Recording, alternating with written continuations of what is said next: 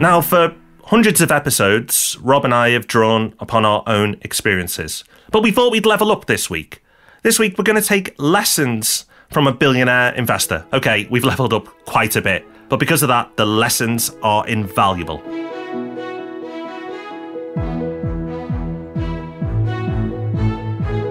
Welcome to the Property Podcast, where every Thursday property investors come to be informed and inspired.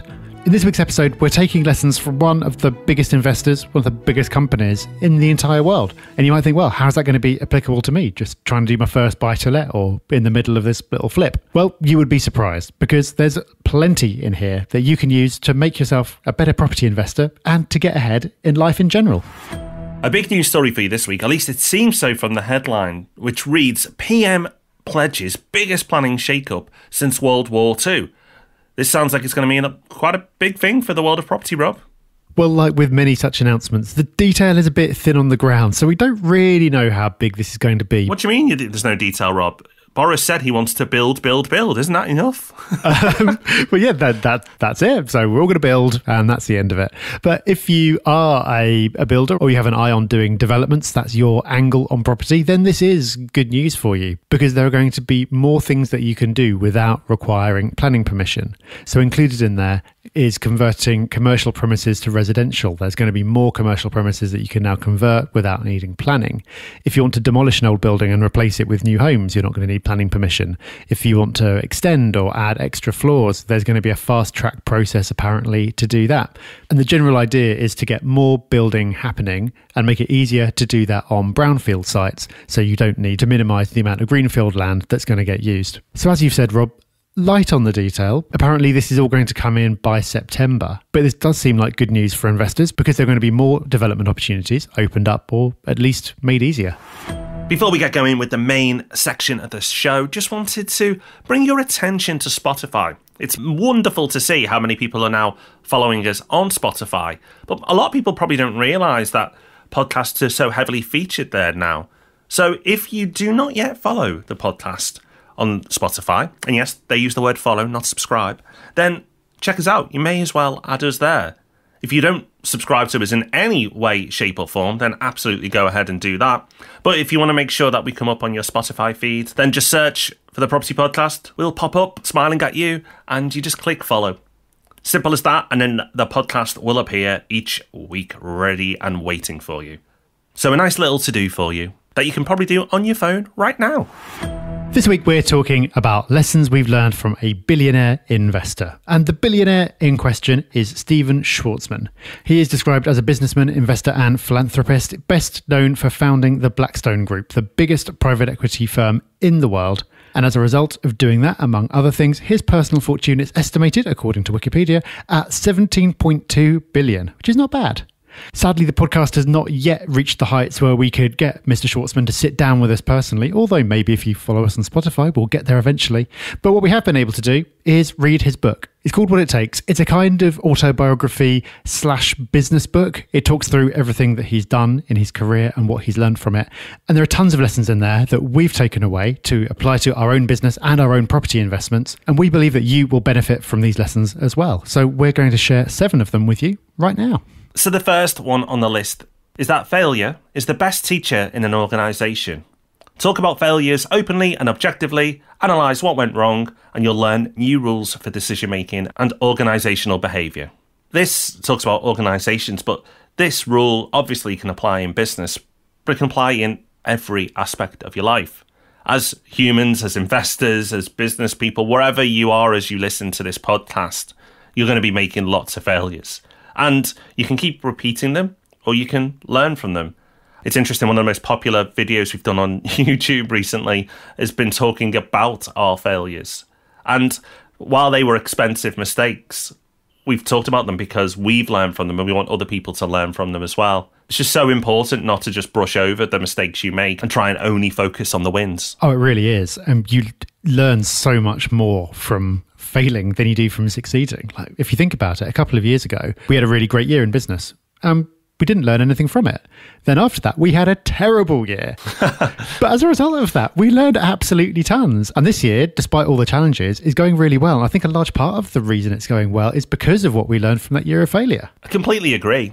And this isn't an exclusive kind of theory to us or Stephen Schwarzman. There's loads of people who reference that they learn from their failures. Ray Dalio, someone else we reference on the podcast a lot, he talks about this too.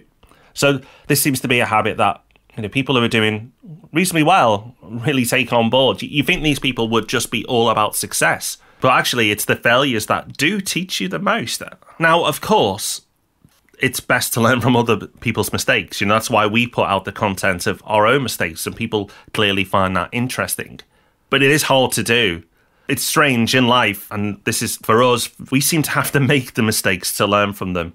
Even though we read all the business books and, really educate ourselves as property investors, we still make the mistakes. And that's when the learning is really accelerated. So I really wish you, if you're listening to this, every success in trying to learn from our mistakes and everyone else that you see and observe around you. But that is really hard to do. So don't beat yourself up too much when you make those mistakes. Give yourself that little bit of time to self-critique, but then use it. Don't use it as a tool to beat yourself up for days, weeks, even years on end. Use it as a tool to learn from and become out of whatever situation it was stronger and better. The second lesson that we took from Stephen's book, I think we can call him Stephen, is that the best executives are made, not born. They never stop learning. So he says, study the people and the organizations in your life that have had enormous success. They offer a free course from the real world to help you improve.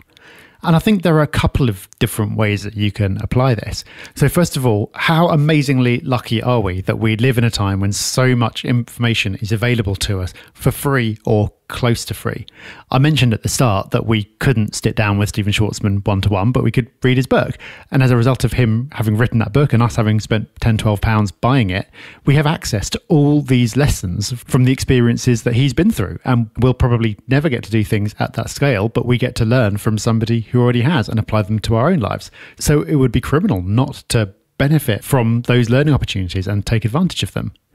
The other thing that I take from this is that not all knowledge is packaged up in the form of a book or a course or anything else. In fact, most of it isn't. It's only a tiny minority of people who are out there doing impressive things in the world who actually take the time to sit down and document those in some way, whether it's books or videos or whatever else. And I'm really grateful whenever people do that. But most don't. They're busy doing their thing. So you can learn even more by talking to people who are out there doing things right now. Some of the most impactful things that I've learned are ideas that haven't come from books, but have come from conversations I've had with people around me and people I've made part of my network. Now, of course, doing that isn't as easy as just ordering a book and picking it up and reading it. You have to make more effort. But again, we live in a time where it's easier than ever to connect with people. So again, I think that's something exceptionally valuable that you can do that will give you a massive edge over everyone who doesn't bother. Third on our list is identify problems and bring solutions. The biggest problem that CEOs have is a lack of information flow. So what can we learn from that? Well, problem solvers are rare. I know you may be thinking, are they really? But they really are. People who solve problems are few and far between. And working in property, you have a lot of problems. A lot of problems. So when you build your team, and the team doesn't have to be people you directly employ, it could be mortgage brokers, it could be letting agents, whoever you are going to work with within property and in life, if you can bring people to you that are problem solvers, they're worth their weight in gold. They really are. And it's not even just the solution part, it's the problem part. We found out in business that for the most part, people don't fall over themselves to tell you about things that are wrong.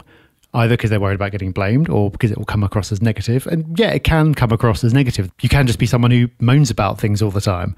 But I find myself saying to people I work with all the time that I want to know what's wrong. And I want to know even if you've just got a hunch about something that might be wrong, even if you're not sure if it is yet, because that's really valuable. And it's especially valuable if you can bring an idea for a solution as well. That's a good way to stop coming across as being someone who's just complaining about things. It doesn't have to be the perfect solution, but just an idea to work from is helpful. And I can tell you, it's a tiny proportion of people in a company who do that. And as Rob said, problem solvers are extremely rare. So not particularly relevant to property, but I think a relevant bit of career advice is that if you can do those two things, you are going to stand out an absolute mile from everyone else, and you'll do very well as a result. You really, really will. I sometimes joke that my job title should be professional firefighter because it's just putting out flames. That's what you do when you're in business. You're solving problems all the time. So if somebody can come along and take a bit of the weight off your shoulders by coming in with another solution, even if it's not the best one, it just helps. It's a start. It's a start towards solving something. So problem solvers, people who provide solutions in their career, will fly. Now, in property investment, you'll fly if you can raise money, because at some point you'll run out of your own. Now, hopefully you can do great deals and reinvest, and that's sometimes you have to wait until you grow your pot again. But a lot of people want to move sooner and faster and quicker. And a lot of people do ask questions around joint ventures. And we've covered this topic extensively. But it's really interesting. And you can look at this as joint ventures or negotiating on a deal, this fourth point that we've taken from the book. And I'll read a quick segment now. I'm starting the largest student loan lending business in the United States, and I've got you down for 20 million. And another bit, investors are looking for great investments. The easier you make it for them, the better it is for everyone. And Rob, the first one I really like because it's bold. It's going in with a strong offer, basically saying that I'm really confident about what I'm doing, and this is the amount I expect you to deal at, 20 million. Now, that's fundraising, but in property, the same can apply. I mean, we might not be dealing with £20 million properties, but we're going to be negotiating at times and potentially raising money at times. Yeah, and projecting confidence is so important in doing that. If it sounds like you lack confidence in what you're offering, then why should anyone else have confidence in it? And the second part you said there was the easier you make it for them, the better for everyone. And I think it ties into this idea, which is very true, that everyone's busy, everyone's overstretched, everyone's got loads on their mind. Maybe this is a downside of the kind of the massive information flow that I was saying was a good thing earlier. So this applies in so many ways, but it ties into the example there where he says, I've got you down for 20 million. He's not asking the person to decide how much to invest. He's not even asking them to decide whether they should invest. He's just kind of assuming. And of course, that person's free to say no, and they're free to say a different number. But just stating what you want and stating what you believe the other person should do, rather than asking them to do the work, makes their life easier, and it makes it far more likely that they're going to do what you want them to do. Number 5 on our list, and possibly the biggest thing that we both took from the book, is that it's the same effort to work on the big things as it is the small things. The amount of effort you put into a goal is pretty relative. For you to be able to run a half marathon or an ultra marathon, actually, yes, of course, there's going to be a difference in training, but you have to commit. You have to get your trainers on. You have to get out regularly, get that fitness level up. So to push you that further and do an ultra marathon, not breaking records, but complete it, it may sound like at the very beginning, like audacious and a big thing to do. But actually, if you're going to go to the effort of getting yourself fit for a half marathon, why not just push it that bit further and go for the big, huge goal, that life-changing goal? Not many people say, I run ultra marathons or I've ran an ultra marathon, but lots of people have done half marathons. So that's a simple example of what he's trying to say in the book. But wherever your goals are, financially, life goals, whatever else, really push it. Do goals that make you almost embarrassed to admit to yourself, never mind anyone else, of what you want to achieve. I personally only tell a very small group of people, the goals and ambitions that I have. Because I found that if I've tried to expand it out to maybe other people within my circles, that they maybe laugh or scoff or wonder why I want to do such big, audacious things.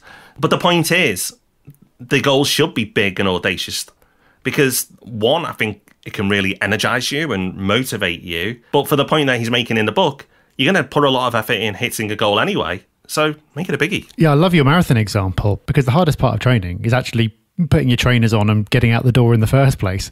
Once you've done that, the specifics of the workout don't make that much difference. And you could apply that to absolutely anything. You could apply it back to fundraising. Getting 1 million versus getting 10 million is probably not that different. You're going to have to do all the same things. The only difference is the size of the number. And this whole idea, and a lot of what you were saying there, Rob, very much ties back into another book that we both like, which I think you put me on 2 years ago, which is called The Magic of Thinking Big. Very much around that same idea and worth checking out because it's got lots more examples in there. And I think the other benefit of taking on something big is that if you're relying on other people to help you achieve this goal, it's far easier to energize people and get them excited around a big vision than a small one. If you're starting a company and you say, yeah, my goal is to be a little bit better than the competition and be nicely, mildly profitable, then you're not going to be able to attract the same caliber people as if you say, my goal is to grow the biggest company in the world or disrupt an industry or something else. And we've seen that play out recently. So at Property Hub, we're trying to hire a COO, a Chief Operating Officer. And we want someone on paper that's been there and done it and is probably ahead of where Property Hub is right now. So very early on in the conversations with these people, I've spoken about our vision and where we want to go.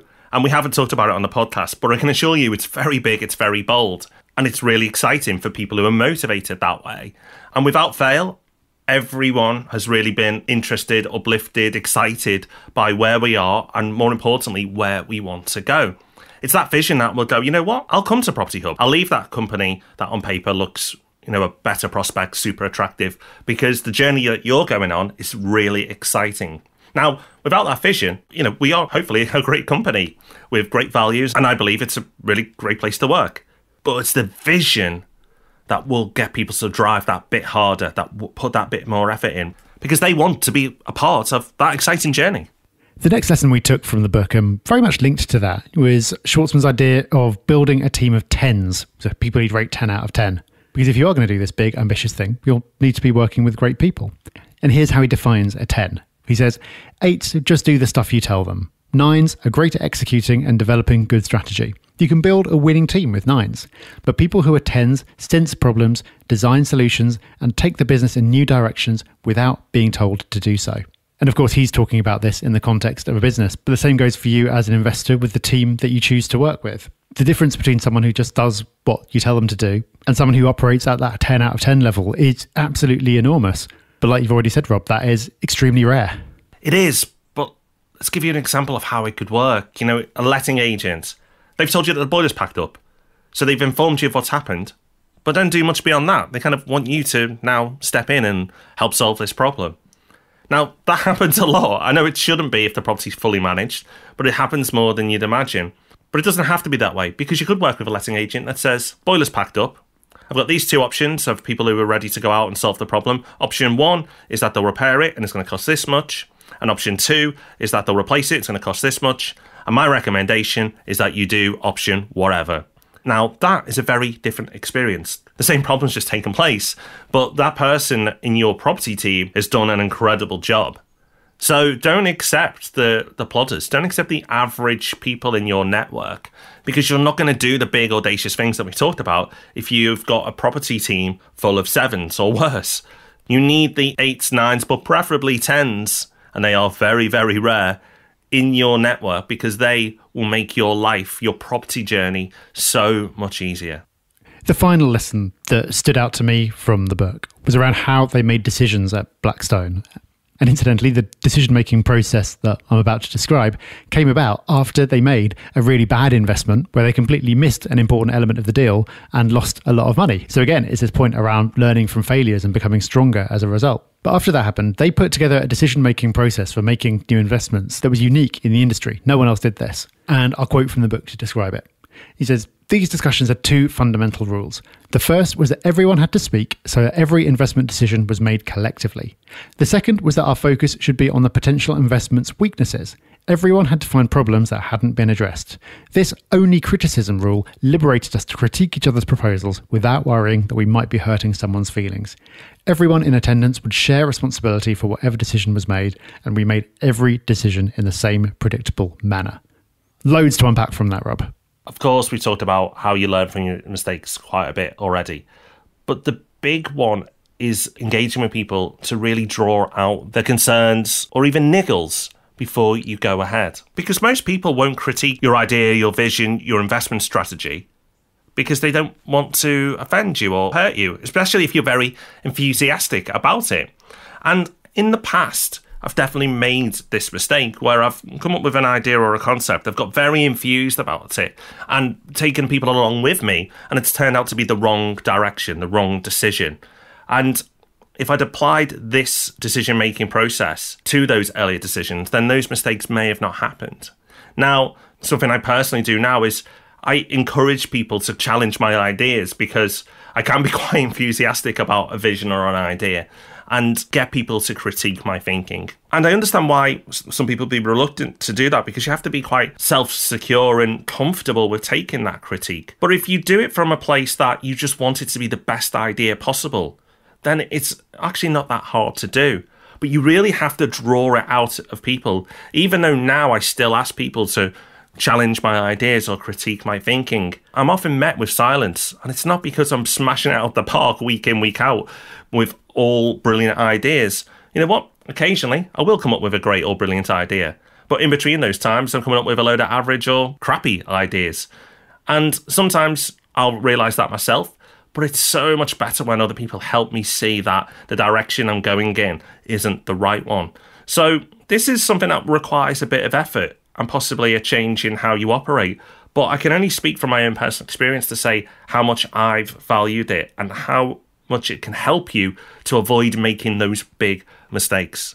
And there's links in so many of the things that we've talked about already, because it's not just learning from your past mistakes, but although it is that, it's also making sure that you're surrounded by people who will tell you when you're making a mistake or speak up if there's something that they believe isn't quite right. And it again just shows the importance of having a network that can do that for you. You on your own will make some great decisions and some terrible ones. That's just how it is. But by working as a collective, you can hopefully reduce those number of bad decisions and maximize the good ones by having these conversations where everyone's critiquing it from a different angle. I think this is something that's very difficult for property investors to do because property investors do tend to operate in isolation. We've talked to so many investors on the podcast and beyond who's said that even their spouse isn't very interested. It's just them on their own doing their thing. And they're always very happy when they discover things like the Property Hub Forum because they discover that there are other people who are interested and who they can talk to. But it's just not the natural state of things for a property investor to be collaborative in that way. So it's something you really do have to work at. But I suggest that if the biggest investment firm in the world does it and it works for them, it's probably going to work for you as well. Well, just before we do wrap it up for this week, we always like to give you that little bit extra in the form of Hub Extra. It's either an idea, a quote, a tool, or a book. And there are no prizes for guessing this week's Hub Extra. It is the book, What It Takes by Stephen Schwarzman. If you've got any interest in business or investing, it's a great story. It'll keep your interest. But as we've demonstrated today, there are lots of lessons in there that you can take as well. And we really have just picked out a few of the lessons that jumped out at us. There could have been so many more. So that is this week's Hub Extra. And if you're a Property Hub member, which you should be, it costs you nothing, just go to the website and sign up, then you'll also get the Hub Extra email every Friday morning, which is filled with tons more resources. It'll guarantee that you don't miss anything that we're putting out across all our various channels. And there's always loads more resources and tips in there collated from across our team. We aim to make it the most valuable email you'll receive all week. So if you're not getting that already, head over to propertyhub.net and put that right. And remember to put your Spotify feed right by following us there. And of course, you can find us on Facebook, Twitter, Instagram, all the social places, including YouTube. And you can find us by searching for Property Hub UK. We'll be back on Tuesday with Ask Rob and Rob. But until then, have fun, everyone. Take care. Bye-bye. Bye-bye.